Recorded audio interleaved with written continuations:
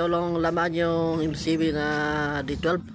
Ito yung 500 watts niya na audio line, at saka ito yung dalawa.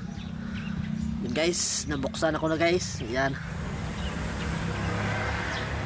Yun guys, yung ngayon lang na kayo nabuksan yung dalawa na 800 watts, yung sa taas 500 watts yun guys. Yan, yun. Yan, tuluma natin ito ng 500 watts niya guys. At ito yung new bus. Yan, ito yung new bus ni guys.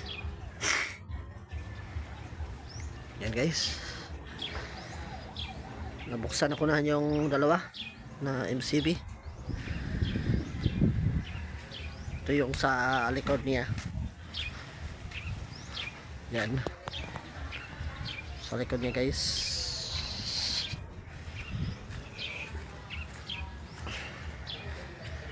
Yan guys.